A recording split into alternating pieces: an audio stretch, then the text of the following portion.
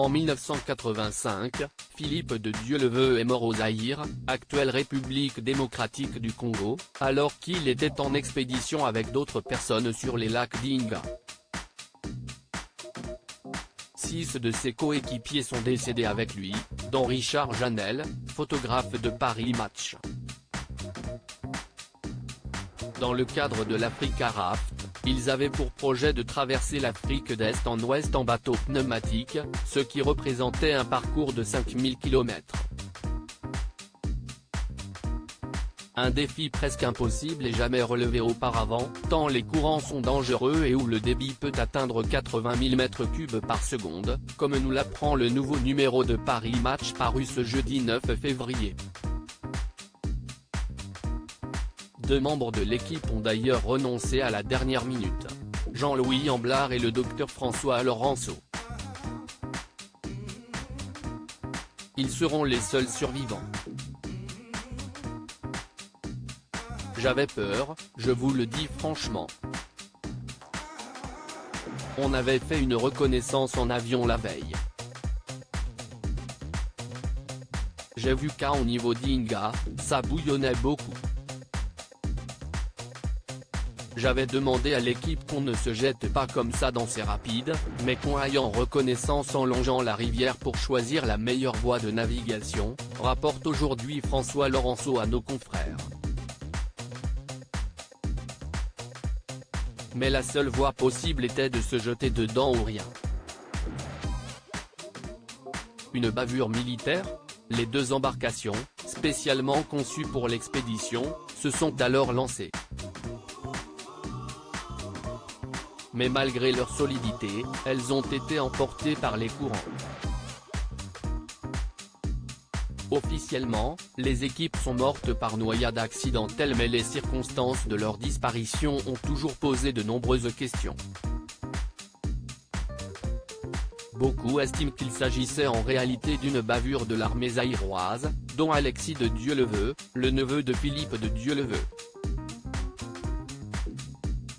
Ce dernier vient d'ailleurs de demander une réouverture de l'enquête.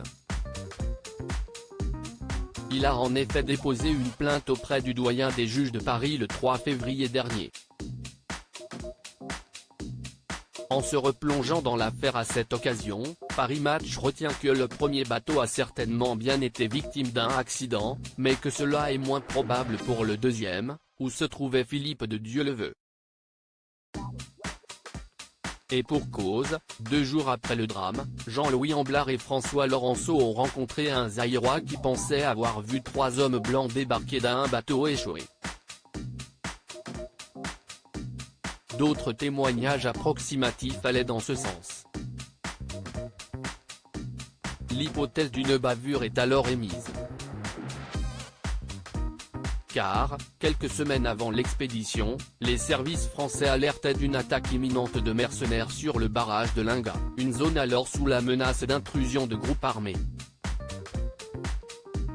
Une autorisation de passage pour l'équipe d'expédition devait justement avoir été transmise aux services de sécurité mais le message a été oublié sur le coin d'un bureau. Une connerie, si est tout des années plus tard, en 1994, l'affaire devient plus floue avec la sortie du livre d'un ancien militaire zaïrois qui parle de prise d'otages et d'assassinat. Il y expliquait avoir notamment assisté à celui de Philippe de Dieuleveux. À ce moment-là, Jean, le frère aîné du présentateur dépose une plainte contre X pour meurtre. Un non-lieu a été prononcé en 2004. L'affaire hante néanmoins encore tous ceux qui l'ont suivi de près, dont Gérard Daboville qui a enquêté. Selon lui, il ne s'agirait sans doute pas d'une simple noyade mais plutôt d'un dramatique malentendu. Cela ne se résume peut-être qu'à une histoire aussi absurde que tragique, le téléx non transmis. Une connerie, si est tout. Peut-être que les militaires zaïrois ont pensé faire leur boulot en imaginant avoir coincé des mercenaires, a-t-il envisagé pour Paris Match. Alexis de Dieuleveux, le neveu, réclame quoi qu'il en soit que justice soit faite et qu'un crime contre son oncle soit formellement reconnu. Les 3 enfants de Philippe de Dieuleveux ne souhaitent pas de leur côté que l'enquête soit réouverte.